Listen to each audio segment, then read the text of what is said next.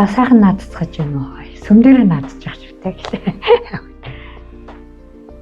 Бидэд нөгөө нодноо сүмдэрээ цуглаагүй шууд наадам руу явцсан сайн мэдээ үржилдэг.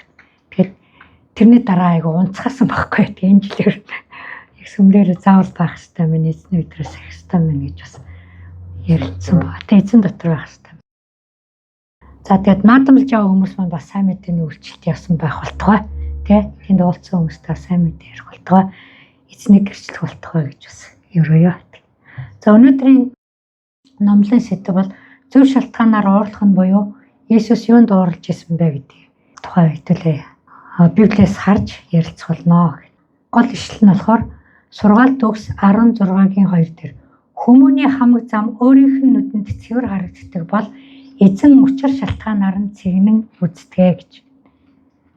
За үггүйгээ залбирая. Эзэн минь ээ танд талархаж байна. Үнэхээр их талархаж байна. Та өнөөдөр өөрийнхөө чуулгануудыг газар бүр цуглуулж өөрийнхөө ариун сүнсийг буулгаж өгч байгаад үнэхээр талархан залбирч байна.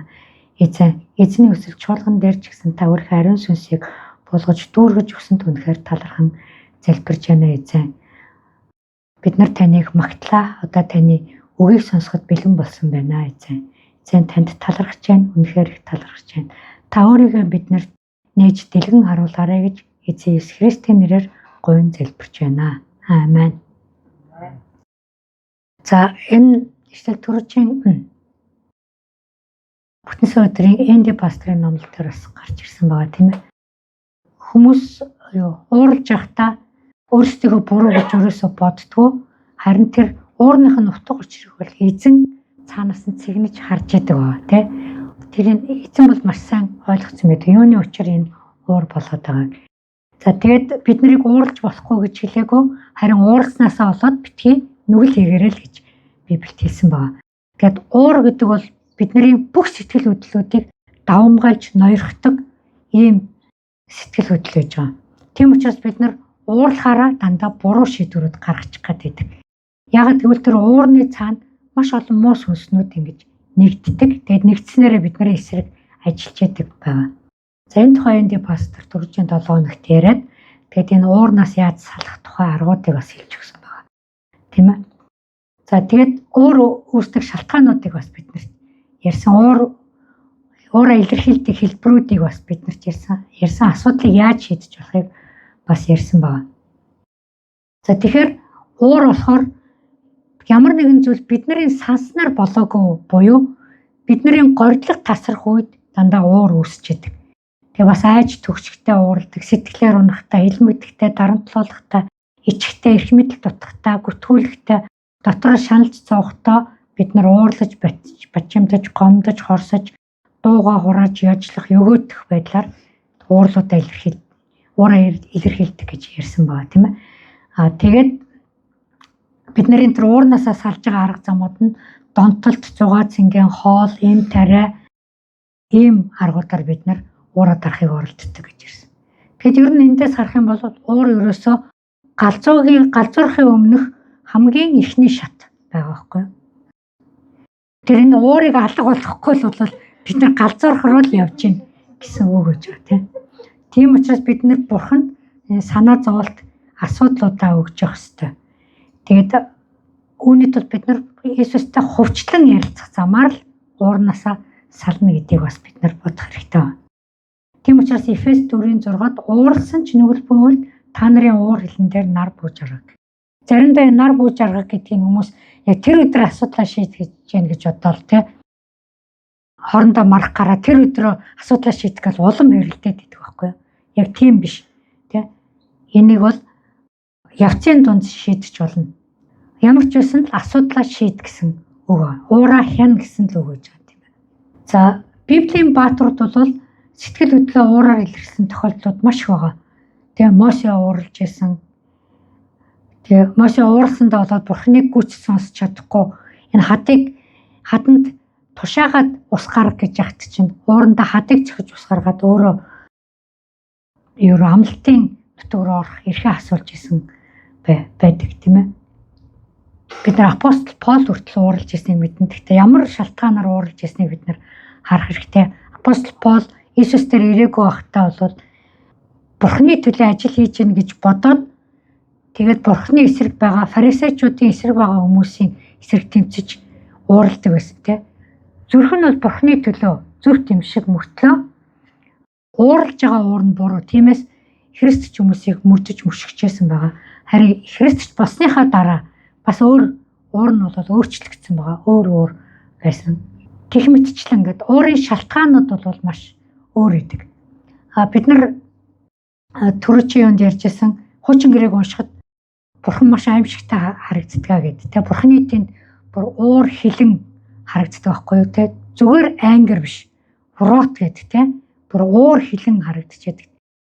Үндэстнүүдийг устгаж тэг хүүхдүүдийг устгаж яадаг. Тэгээд тийм болохоор хуучин гэрээг уншихад хэцүү байдаг гэдэг гэж ярьсан. Тэг бид нар Бурханы уурсан шалтгаануудыг харах юм бол Бурхан тэр хүүхдүүдэд уурлаагүй тийм ээ. Бурхан юу гэдэг өөрийнхөө үндэстнийг өөрийнхөө сонгож авсан үндэстнүүдийг зөрүүд зан гаргахад, шүтэн шүтгэхэд, гомдлоход, шунхаарахад, барднахад, дуулуургүй байхад, тэрслэхэд, завхаарахад, итгэлээсээ ухрахад, нүгэл үлдэхэд, хоёр нүур гаргахад, гэрээний авдарт хүрэхэд, буруу сүнстэй нөхөрлөхөд, хорон санаа гаргахад, хүний гарын бүтээлүүдийг дээдлэхэд Бурхан ууралж исэн маа. Тэр бүх дайнд дулаан болсон тийм ээ бүх тэр гамшиг болсон тэр шалтгаануудыг харах юм бол яг энэ 15 шалтгаанаас нэлээд хэдэн шалтгаанууд нь ард нь явж байгаа. Энийг бид нар ойлгох юм бол бид нар хуучин гэрээнд юу болоод байгааг бид нар ойлгоно.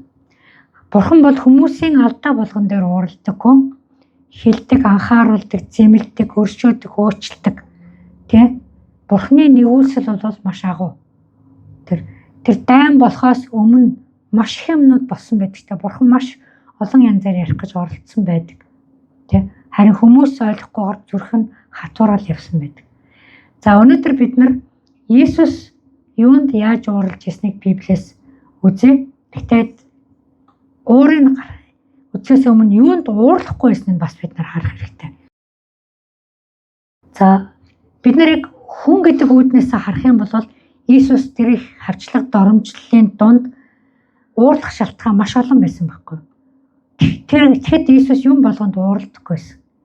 Тэгээ хүмүүс шоолоход ууралдаггүй байсан. Тэ синагогийн алхагч нөгөө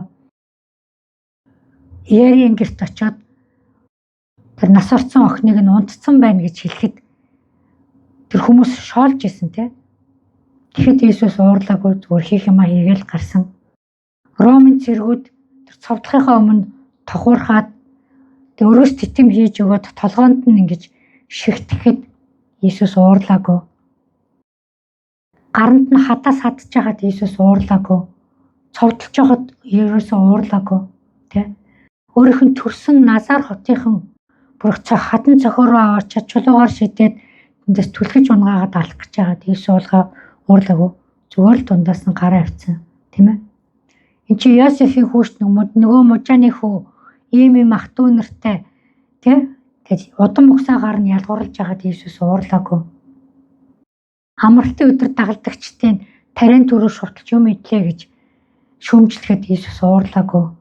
Тэ өөрийг нь бурхан биш гэд хүлээж авахгүй байхад Иесус уурлаагүй. Тэгэд фарисеучуд, садукеучуд ирээд янзыг нь үтсэн асуултууд тавихад тийм ээ Иесус уурлаагүй. Завхаарсан эмэгтэйг авчираад янзыг нь үтсэж байгаад Иесус уурлаагүй тийм ээ. Ромд татвар төлөх үгүй юу гэж сорж асууж байхад Иесус уурлаагүй. Ямар байдлаар хариулснуудыг бид нэр ерөөсөө мэдчихэж байгаа. Тэр ч удаа Иесус сатан зоригдохдоо уурлаагүй. Тэ Бурханы үгээр л эсэргүүцсэн байдаг тэ. Тэгээ сатан яаж чадахгүй тохиромжтой цагийг хүлээхээр явлаа гэсэн мэт. Тэгэхээр уурлаагүй сатан яаж чаддгүй. Бид нар уурсан үедээ дандаа муу сүнсэнд олзлогддог гэдэг нэр санах хэрэгтэй.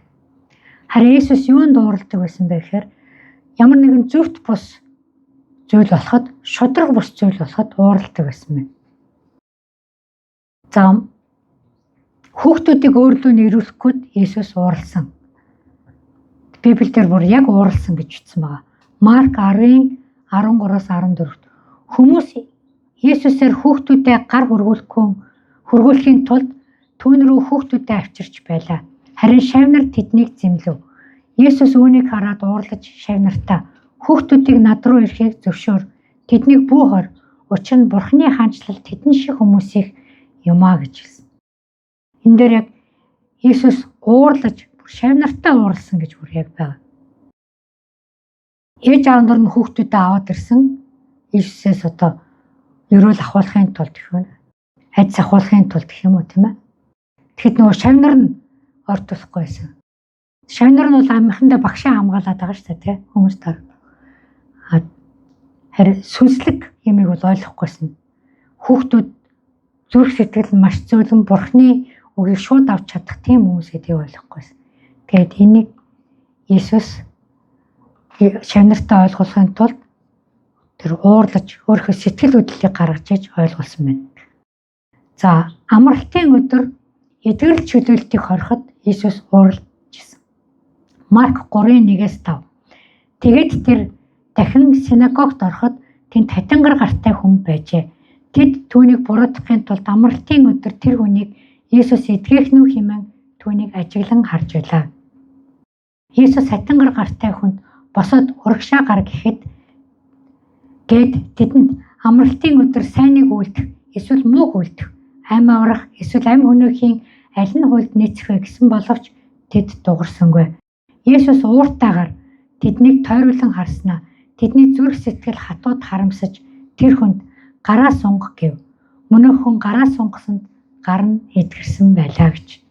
За энд яг ууртаагаар гэдэг үг байгаа. Тэгэхээр энд хэн дуурсан гэхээр тэр амралтын өдөр эдгэрлийг хэлэхгүй байсан фарисеучудад уурсан байна. Энэ бол синагог дотор болж байгаа шүү дээ.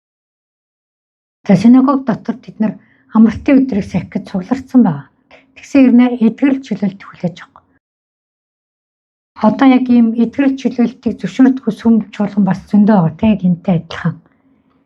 Амралтын өдөр чиглэхгүй бүр ямар ч цаг үед хийлэгдэхгүй юм. Тэгэд энд бол Есүс уурлах нь байна гэдгийг ойлгох хэрэгтэй. За мөн чөлөөлт хийхэд бас уурлж исэн. Лук 13:15-аас 17 дээр эзэн түнд хоёр нүртэнгүүдээ та нараас хэн ч амралтын өдөр өхөр илжгээ сарвчнаас нь гаргаж услахаар дагуулan явдаггүй гэж юу. Авраамийн охин энэ эмэгтэйг Сатан 18 жилийн турш хүлээтэй байлгачээ. Тэгвэл энэ эмэгтэй амралтын өдөр тэрхүү хүлээснээс ангижрах ёсгүй болж байна уу гэв. Түүнийг ийхүү айлцсан эсэргүүцэгчд нь бүгд ичхүүрт оров. Харин олон түмэн түүгээр хийгдэж буй гайхамшигт үйлсэд баярлцгааж байлаа гэж. Тэн синагогт үйлчлдэг, бурханд итгэдэг бүхтэр эмэгтэйс бүр ингээ бүхтэр болсон. Тэр бүхтэр юм юу гэхээр тэр эмэгтэйг үйлчлүүлэхгүй гэж Сатаны тавьсан хүлээс байгаа байхгүй юу? Биеийг өвдүүлээд нурууг нь бүхтэр болгоцсон. Тэгээд тэр бүхтэр эмэгтэй нурууг тэгшлээд тэр муу сүнс ангижирж байгаа. Энэ дээр хүлээснээс ангижирсан гэж хэлж байгаа. Чөлөөлөгдөж байгаа байхгүй тийм тэр эмэгтэй нуруу нэгцэрч байгаа. Тэгэхэд фарисеучуд бас энд дургуутж байсан. Харин бусад жирийн итгэгчид нь бол баярлж байсан байна. Тэгэхээр фарисеучуд бол хоёр нүртэй гэд. Хоёр нүртэн гэж хэлж байгаа нь Есүсийн яаж уурлж байгааг нь харуулж байгаа. Хоёр нүртэн гэж хэлж байгаа. Уурлахаараа бид нар хүмүүст янз бүрийн нэр хоч өгдөг тийм ээ. Бурхан бол уурлахдаа тэр хүмүүсийн цаана ямар сүнс байгааг илчилж өгдөг. Тэгэхээр фарисеучуудын цаана хоёр нүрийн сүнс байгааг энд илчилж өгч байгаа. За ариун сүнсний эсрэг ярихад ариун сүнсний эсрэг зүйл үлдэхэд Есүс бас уурладаг. Матай 12:34-т хорт могоон удмаа та нар өөдгөө хорон атлаа сайныг ярьж яаж чадж байна вэ? Учир нь зүрхний бэлхлаас ам ярьдгаа гэв. За энийг фарисеучуд хэлж байгаа. Яг энэний өмнөх нь фарисеучуд Есүсийг чөлөөлөлт хийхэд энэ яагаад чөлөөлөлт хийгээд байна? Энэ Белзебул юм шиг байна. Өөрөлдвөл чөтгөрүүдийн захирагч юм байна. Чөтгөрүүдийн захирагч чөтгөрөө өгнө гэсэн утгатай юм хэлсэн. За энд Есүс уурлж байгаа. Яг бол энэ ариун сүнсний эсрэг зүйлүүдийг ярьж байгаа. Муу сүнсийг ариун сүнс хөөдөг тийм ээ. Тэгэхээр энэ муу сүнс хөөгдөхөд Есүсийг муу сүнсийг хөөхөд Иесусыг өөрийн чөтгөрүүдийн захирагч гэж хэлж байгаа нь ариун сүнсний эсрэг ярьж байгаа зүйл болж байгаа. Тийм учраас энэний цаана ярианыхын цаана муу сүнс байгааг юу гэж хэлж байна Иесус? Хорт могоон удмаа гэж хэлж байгаа байхгүй юу? Энэ их сатан байгааг хэлж өгч байгаа. Тэр могоо бол сатаныг төлөөлдөг шүү дээ, тийм ээ. Тэгэхээр энд бол Иесус уурж байгаа. Тэгээ ер нь бол ариун сүнсний доромжилсан нүглийг уучлахгүй гэж хэлдэг шүү дээ, тийм ээ. Тэгээ тийм сүнс энэ ард нь байна. За дараа нь Иесус инжирийн модонд уурсан бас сүмийг 8-ны газар болгосонд уурсан байна. За энийг Марк номноос хэдүүлээ уншъя. Марк 11-ийн 12-оос 21-ийг уншъя. Маргааш нь тэднийг Бетанаас гарах үед Иесус өлсчээ. Тэд холоос навчит инжирийн модыг харж модноос юм олж юу магад гэд явлаа. Тэр хурц ирээд навчнаас өөр юу ч олсонгүй. Учир нь инжирийн улирал болоогүй байв. Иесус тэр модонд чамаас хинч хизээч дахин жимс бүү идэг гэв. Шавнар нь сонсож байлаа. Тэд Иерусалимд ирцгэлээ. Иесус сүмд ороод тэнд юм худалдаж байсан болон худалдан авч байсан хүмүүсийг хөөж эхлэн мөнгө сольдог хүмүүсийн ширээнүүдийг тагтаа зарж байсан хүмүүсийн сандлуудыг нь хөмрөн унгав. Тэрээр сав суулга зөөж сүмээр дайрч явахыг хэнд ч зөвшөөрсөнгүй. Иесус сурган тэдэнд хандан миний гэр бүл бол бүх үндэстний залбирлын гэр гэж нэрлэгдэнэ гэж бичигдээгүй гэжв. Гэтэл та нар түүнийг дээрэмчдийн үр болгожээ гэв. Ахлах тахилч нар болон хуулийн багш нар үүнийг сонсоод Иесусыг хөнөөх арга замаа хайж байлаа. Учир нь олон түмэн бүгд түүний сургаалыг сонсоод гайхаж байсан тул тэд Иесусээс айж байсан юм а. Орой болох бүрд тэр хотоос гарч явлаа. Өглөөгөр тэр аваараа өнгөрөн явхдаа нөгөө инжирийн мод үндснээсээ эхлэн хатсныг тэд үзв. Петр санаж багшаа хараач таны хараасан инжирийн мод хатчихаж гэхэд гэж. За энэ дээр тайлбарууд хэлэх хэрэгтэй байх гэж бодож байна. Тэр Иесус өлсөд инжирийн модноос жимс авах. Иесус яагаад тэр модыг жимстэй гэж бодсон бэ гэхээр тэр мод навчтай байсан байхгүй юу? Навчтай байсан учраас тэг бид нар инжирийн модыг тэг манай ажлын газар инжирийн мод ургадаг. Тэг сонио ургахтаа инжирийн мод нүцгэн байжгаад эхлээд жимс нь гардаг байхгүй юу? Навч нь гараагүй байхад жимс нь гардаг. Тэгэд жимс нь гарсны дараа навч нь гардаг. Тийм болохоор энэ дээр навчит инжирийн мод гэж бичсэн нь маш учиртай. Навч харагдаж байгаа юм чинь тэр жимстэй байх учиртай гэж бодоод жимс авах гээд очиж байгаа гэсэн үг. Тэгээд дараа нь намар болоод навч нь унтсан ч жимс нь үлддэг байхгүй инжир. Тэгэхээр навчтай үедээ инжирийн мод заавал жимстэй байдаг байна. Тэгээд тэгсэн чинь тэнд очисон чинь жимс байхгүй навчтай байсан. Тэгээд Иесус тэр модыг үр жимсгүй мод байна гэж үзсэн. Тэгээд хараасан байж байгаа. Энэ дээр цаана наваа сүнслэг утга нь юу бол яг энэ мод фарисеучуудыг харуулж исэн. Ер нь Библиэд инжирээр дандаа Иерусалимыг еврейчүүдийг төлөөлүүлдэг жимс байгаа. Энэ дээр энд инжирийн модоор фарисеучуудыг төлөөлж байгаа. Үр жимс байхгүй. Гаднаасаа ингээд сагалгар гоё харагдаад байдаг. Тэгсэн мөртлөө үр жимс нь байхгүй. Тэгээд энэ дээр сүнслэгээр давхар энд бол фарисеучуудыг харааж байгаа гэсэн. Байгалийн хуулиар бол нэг өдрийн дотор мод хатна гэж байхгүй тийм ээ. Тэгэхээр эдгээр маргааш нь ингээд явсан чинь Петр яг өмнөх өдөр нь Иесус хараасныг санаж шít. Тэгээд таны хараасан инжир мод хатчих гэсэн чинь тэр мод нь ясаг бүр үндснээсээ эхлээд хатцсан байсан. Тэгэхээр намар моднууд хатгад чи эхлээд навчин унаад мөчрөөсөө эхэлж хатдаг шít. Тийм. Үндснүүд хатахгүй байжгаад хавар нь дахиад тэндээс нь үндснээс нь үндсийг услахаар тэр мод сэрэгдэг байгаа. Гэвч энэ мод бол бүр уг үндсээрээ хатцсан байгаа байхгүй. Дахиж урахгүйгээр хатцсан байсан.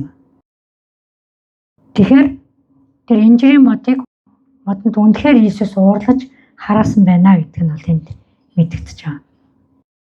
За тэгээд дараа нь сүмд ирээд тийм ээ. Сүмд ирсэн чинь тэр сүмийг 8-ны газар болгоцсон байсан.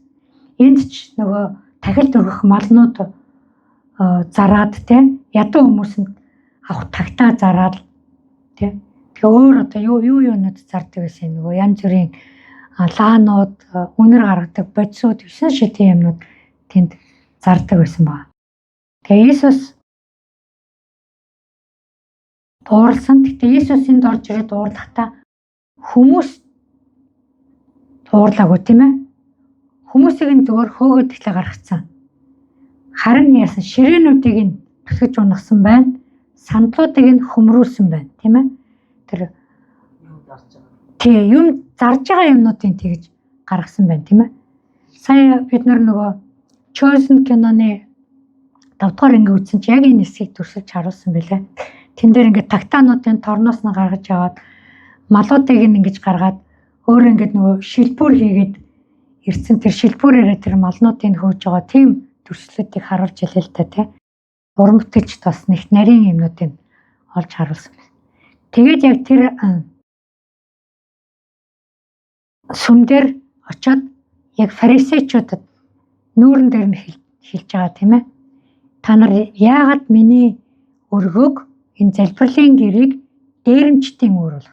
Дээрэмчтийн үүр гэж хэлж байгаа нь ямар учиртай юм гэхээр тэр сүмийн тэр талбайг фарисеучуд тэр садукеичуд түрээсэлж байгаа байхгүй тэр 8-ачтад түрээсэлсэн тий. Тэр сүм чи ариун газар байх хэрэгтэй. Тэр ариун газрыг түрээсэлсэн. Тэгээд дээр нь тэр зарж байгаа хүмүүсээс нь бас татвар авдаг байгаа байхгүй. Сүмдээ татвар авдаг. Тэгээд тэрүүгээр нь хэн баяждаг вэ гэхээр тэр фарисеучуд, садукеичуд байлж байна тий. Тийм учраас эдгээр тэр чихийн сонсоод Иесусыг хөнөөх арга зам хайж байлаа гэж уурж байгаа. Өөрсдийг нь санхүү хүндж байгаа учраас уур нь урж байгаа байхгүй тий.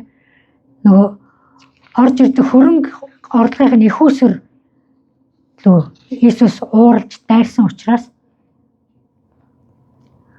тэр фарисеучуудын уур бас энэ төрж байгаа тий. Иесусийн тэр уур нь тэр зөвхт уур нь фарисеучуудын бас хариу уурыг энд хүргэж байгаа гэсэн. За энэ уурсныг нь бид нар үгээр нь мэдж болж байгаа тийм ээ. Одоо Инжирийн модыг тэр харааж хэлж байгаа тийм ээ. Чамаас хинч хизээч дахиж жимс бүү идэг гэж харааж байгаа тэр үг нь байгаа. За тэгээд энэ дээрэмчтийн үүр болгосон гэж хатуу хэлж байгаа тэр үг нь Иесусийн уурсныг хэлж байгаа. Тэгээд тэр бас үйлдэлүүд нь тэр ширээг унагж байгаа, сандлуудыг унагж байгаа тэр үйлдэлүүд нь 8-ачтыг сүмээс өж тэр үйлдэлүүд нь Иесусийн уурсныг харуулж байгаа гэсэн. Иесус энэс өмнө Иесус үйлчилж явахдаа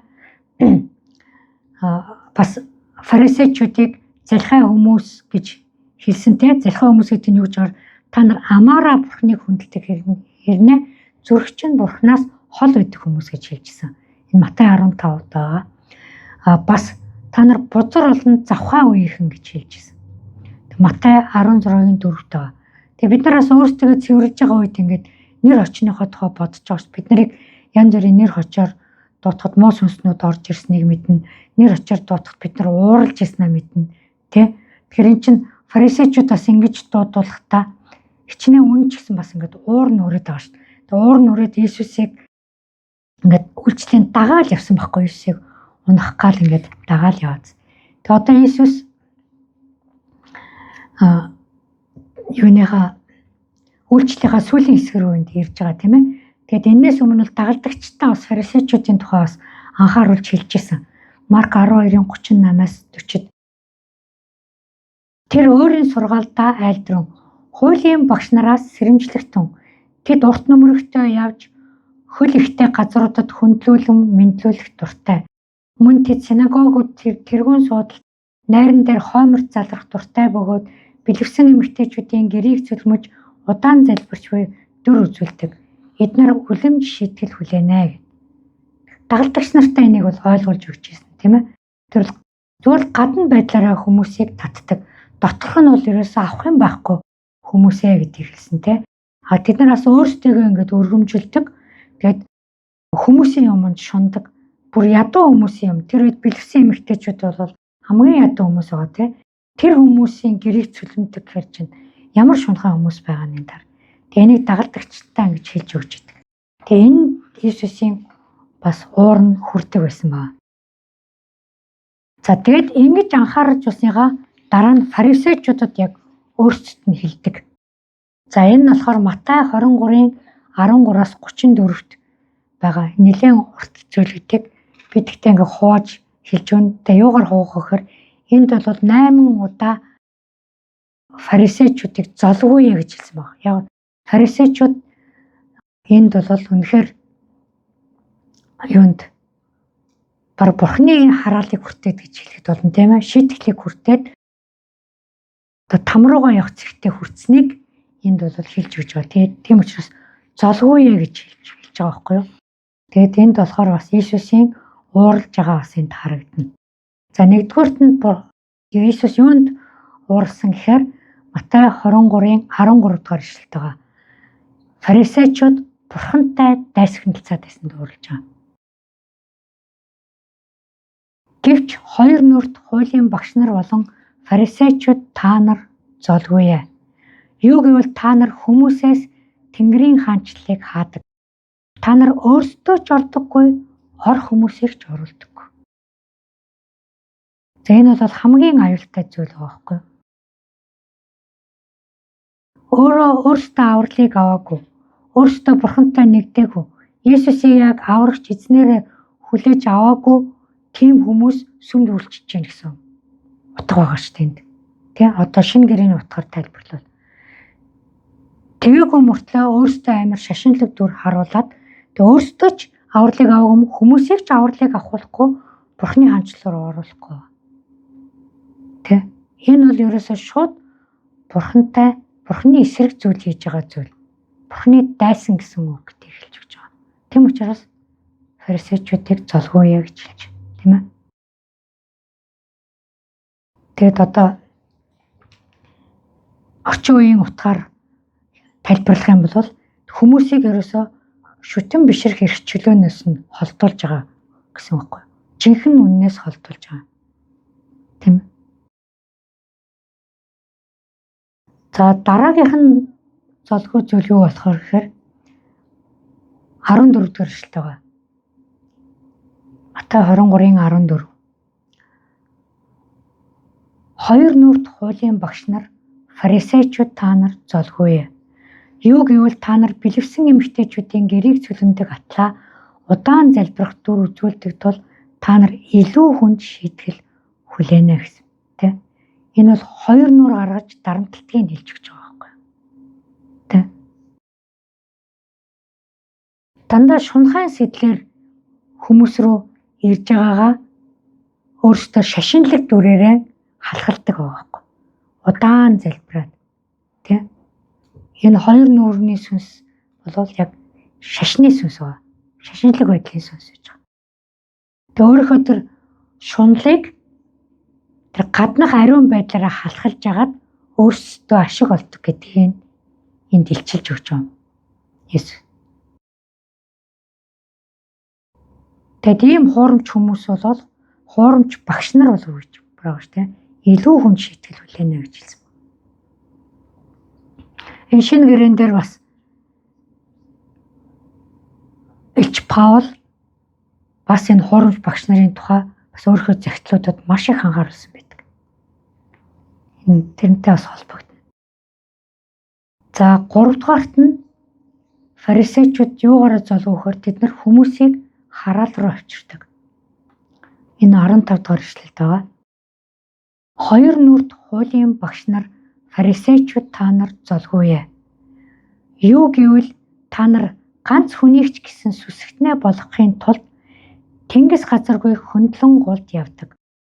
Түүнийг сүсгтэн болоход та нар түүнийг өөрсдөөсөө 2 дахин дор тамийн хүү болгодог ажээ. За энэ үед бол фарисеучуд яадаг гэсэн зөвхөн еврейчүүдээс гадна өөр үндэстнүүдийг ч гэсэн өөрийнхөө юудын шашинд оруулдаг байсан маа. Тэ?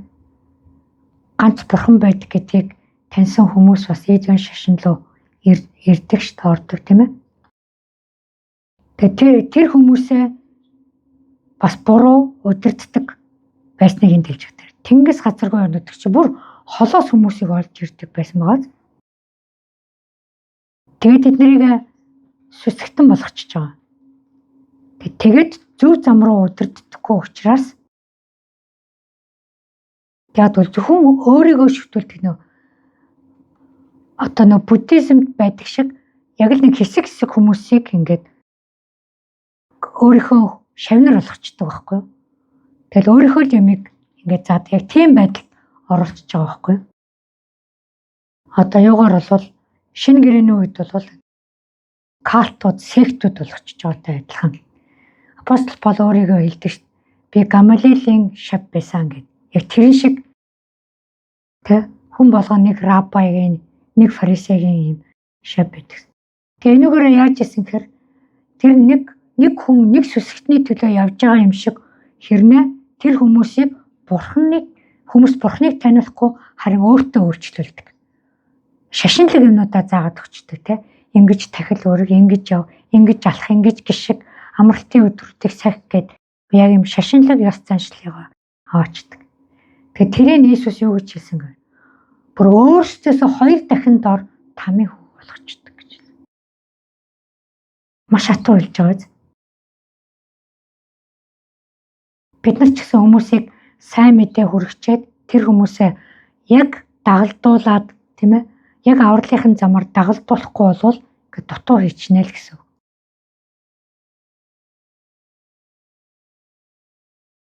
За дараагийнх нь золгүй байдал нь юу гэхээр фарисеучуд маш их худлаа тангараг тавьдаг те амлалтууд өгдөг байгаа. За энэ 16 17 дугаар эшлэлтэй байна. Сохор газарчтаа та нар золгүй ээ. Та нар хэн сүмээр тангаргална тэр нь юу ч биш. Харин сүмийн алтаар тангарлагч түүнд үүрэг оногддгоо гэдэг. Муухай сохор хүмүүсээр аль нь илүү чухал вэ? Алтуу эсвэл алтыг ариусгадаг сүм үү? Цааш нь 22 дугаар эшлэл хүртэл яа.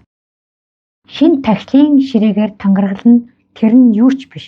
Харин дээрх өргөлөөр нь тангарлагч түүнд үүрэг оногддог гэдэг. Сохор хүмүүсээ аль нь илүү чухал вэ?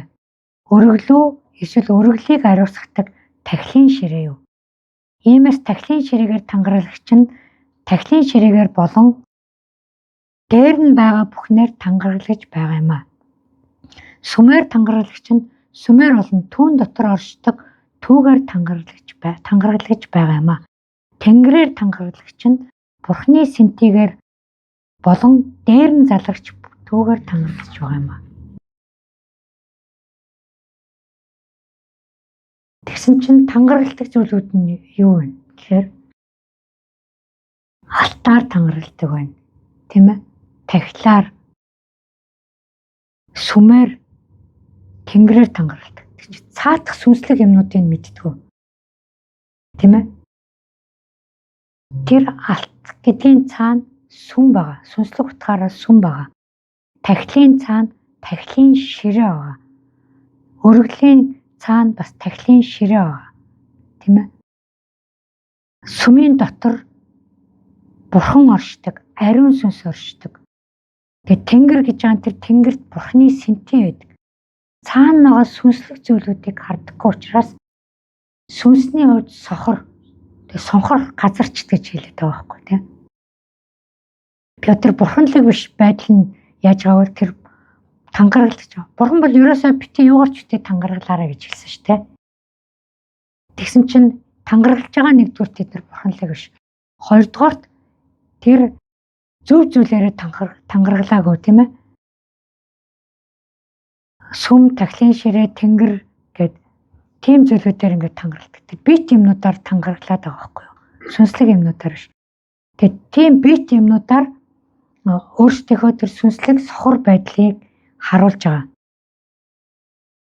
Тэгэхээр энэ тангараг нь бол маш худлаа тангараг гэдгийг энд Иесус илчилж өгч байгаа. Тийм ээ. Сүнсний хувьд маш их сохор гэдгийг бас энд илчилж өгч байгаа. Тийм учраас фарисеучуд золгүй гэж хэлдэг байна. За дараа нь 5 дугаарт нь тэд нар юухаар гадна талаараа дандаа жүжиглдэг, тийм ээ. За энийг нь Иесус илчлээд энийг нь золгүй гэж хэлж байгаа. Хоёр нүрт хуулийн багш нар фарисеучуд та нар золгүй. Учир нь та нар га гонд Зираны 11-ийг өгдөг атлаа хуулийн чухал нөхцлүүд болох шударга ёс, өршөөл, итгэлтэй байдлыг орхитуулдаг. Чухамдаа бусдыг нь жорхилгүй эдгээрийг биелүүлэх ёстой байсан. Шумуулыг шүүгээд тэмээг залгичдаг сохор газарчтаа гэж хэлсэн. За энэ дээр юу гэхээр фарисеучуд маш өчүүхэн юмыг бол анхаарал татдаг. Тэр га гонд гэдэг чинь гэд нутгалцсан маш жижигхэн нөгөө хоол амтлагч нар байгаа шүү дээ, тийм ээ. Тэрнийгээ бүр ингэж хэмжиж байгаа, жинлж байгаа 11-ийн сүмд өргөдөг байсан байгаа байхгүй юу.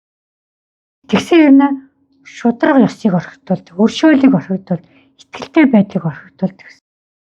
Тэгээ 11-гээ өхийн зэрэгцээ тэр шударгаас өршөөл итгэлийг бас хамт биелүүлэх ёстой байсан юм а гэдгийг Иесус энд фарисеучуд бүр ингэ улаан нууран дээр хэлж өгч байгаа гэсэн үгтэй сүмд орж ирнэ.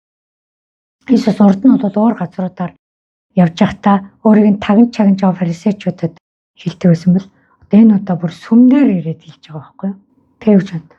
Хоолнд нь одоо жишээлбэл тэгээ уух юмд нь шумуул тэмээ хоёр орсон байгаа. Шумуулыг нь шүүж гаргачаа тэмээг нь залгиж чаддаг. Тийм сохор гэж тэ зөөрлөж хэлж байгаа байхгүй юу.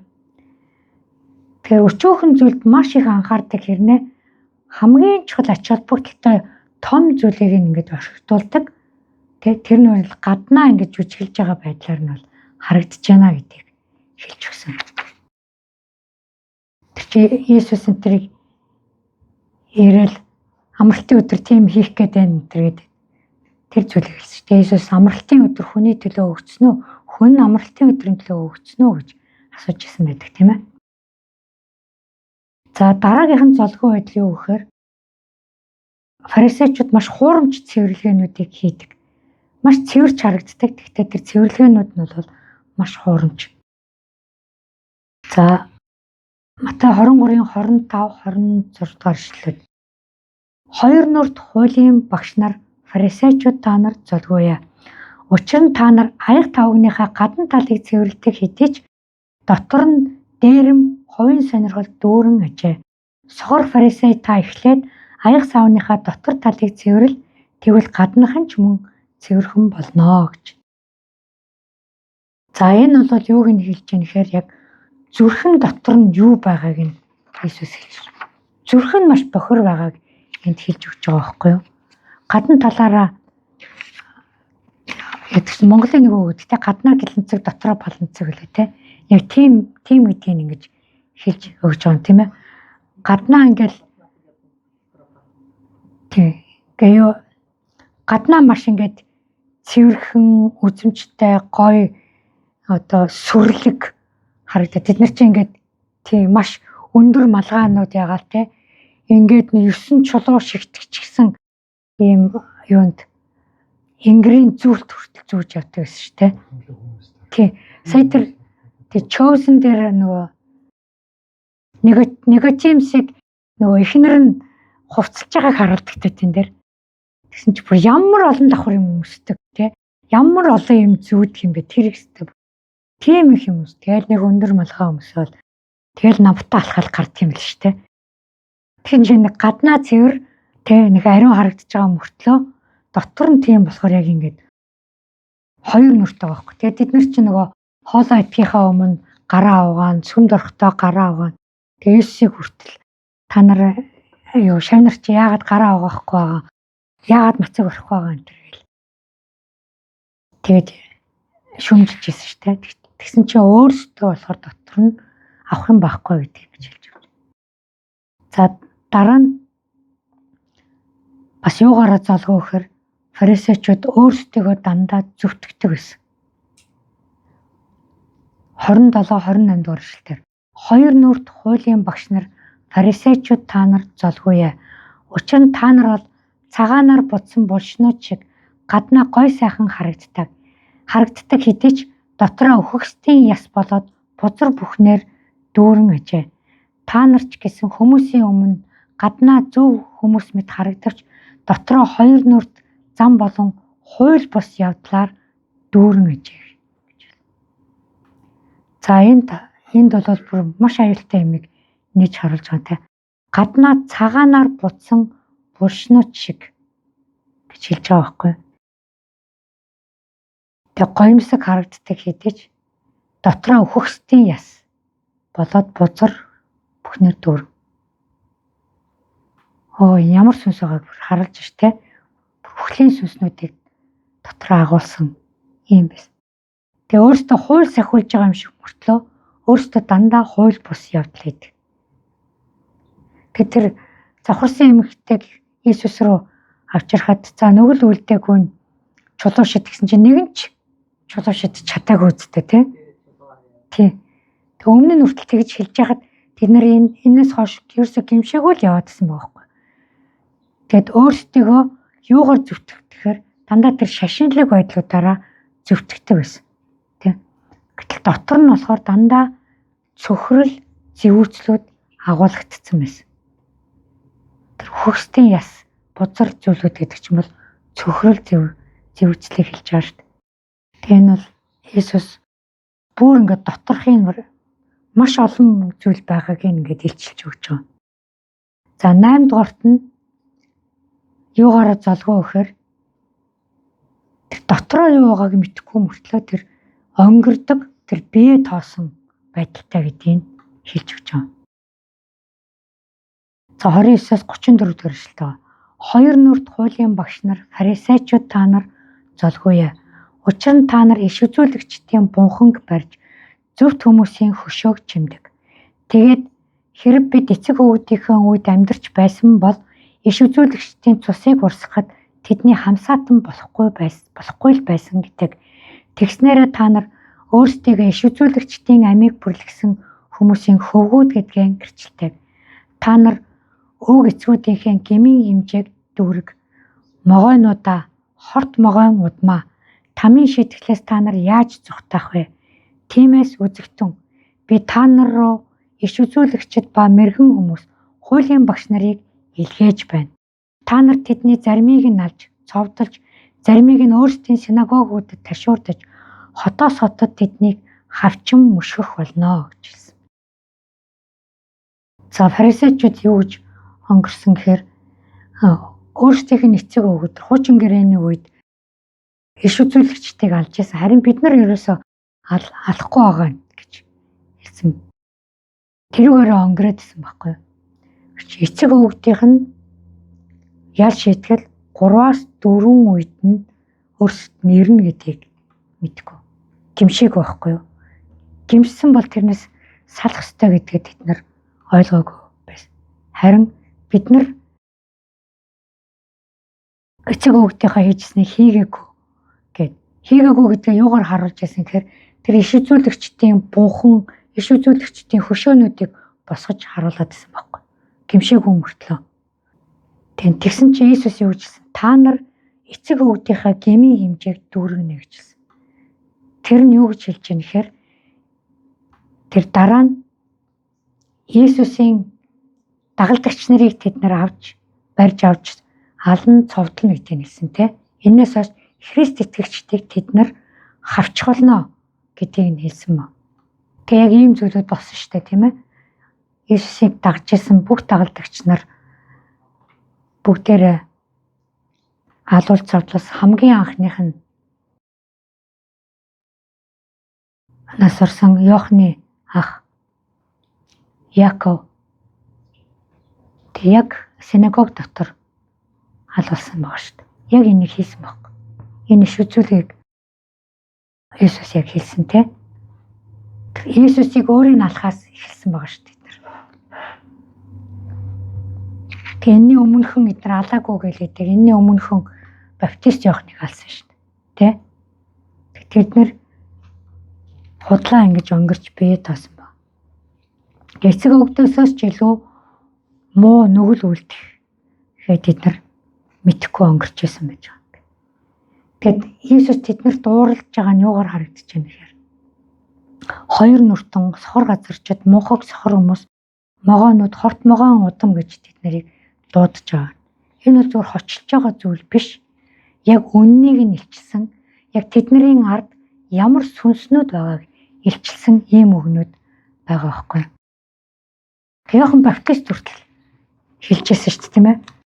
Өөртөө гимшээгүй мөртлөө баптизм өргөх гээд Йордан гол руу иржсэн фарисеучуудыг хараад хорт могоон удмаа гэж тэднэрт хэлжсэн байдаг.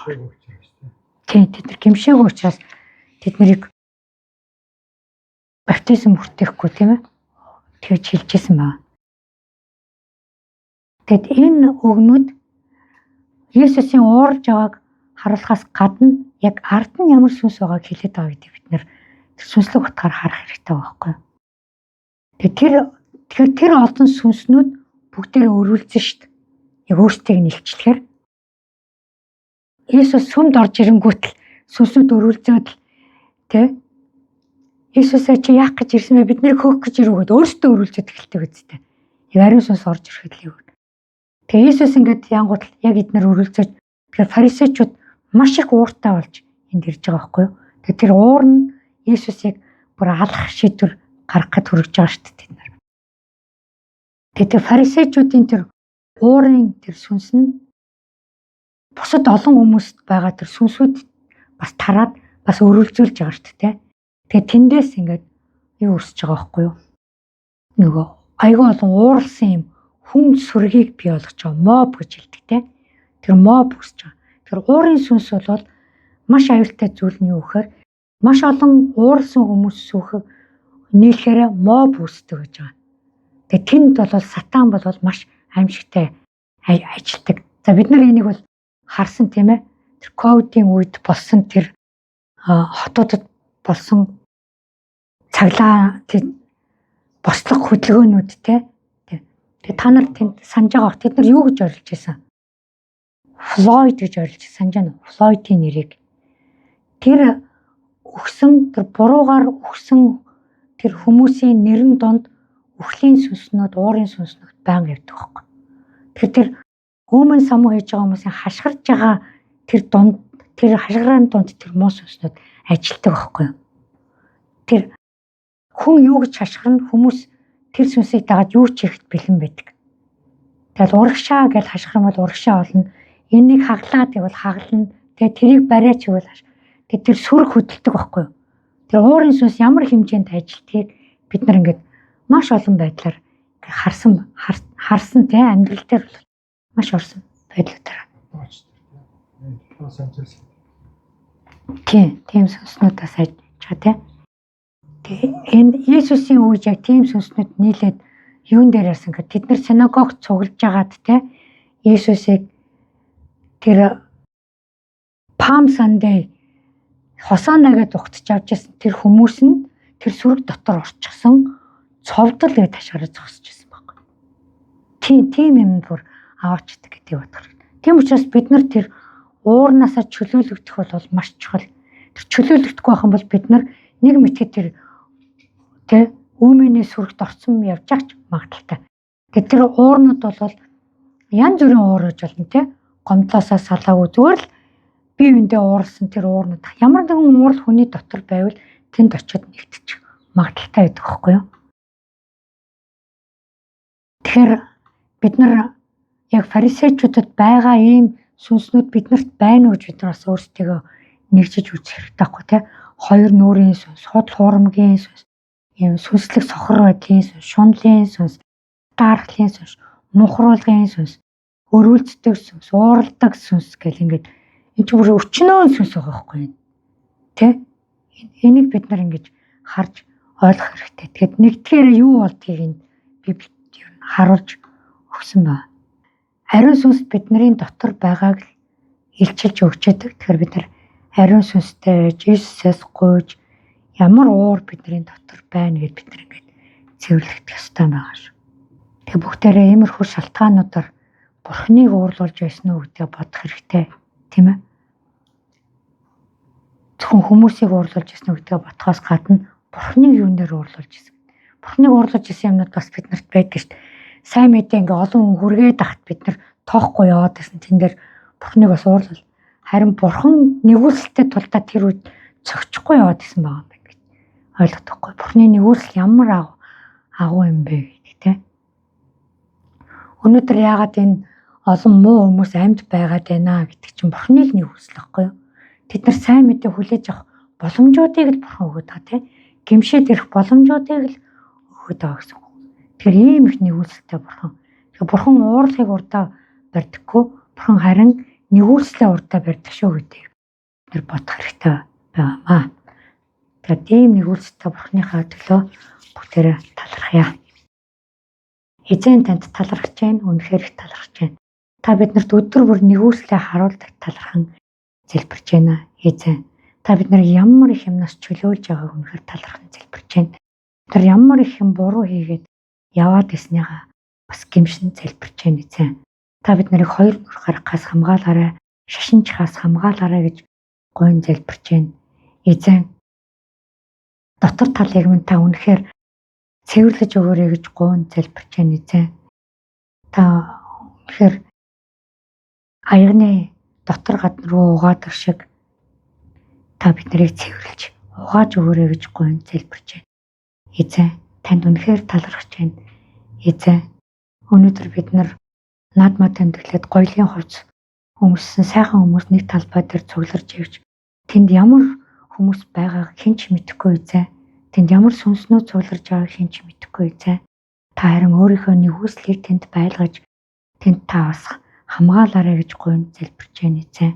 Тэнд очисон сүмийн маань хүмүүсийг та сайн мэдээний үйлчлэгч нар болгож өгөөрэй гэж бас гойн залбирч байна. Эзэн танд талархаж байна. Үнэхээр их талархаж байна. Өнөөдөр энд таны үгэн дотор наадмыг тэмдэглэж байгаа хүмүүсийн төлөө талархан залбирч байна. Эзэн та бид нарыг энэ чуулган дотор өөрийнхөө сүнсэн дотор ариун нөхөрлөл дотор атгсан гар шиг байлгаж байгаад үнэхээр талархан залбирч байна эзэн. Таны ариун сүнсний бороог бид нар хүлээж авч үнэхээр дотор гадна руу угаагдахыг үнэхээр хүсэж байна эзэн. Уураасаа үнэхээр цэвэрлэгдхийг хүсэж байна. Эзэн танд талархаж байна. Үнэхээр их талархаж байна. Эзэн бид нар зөв дуурлах гэдгийг сурахад уураа зөв хянахад та биднэрт улам бүр зааж сургаарай гэж Иесус Христийн нэрээр гойн залбирч байна. Аамен.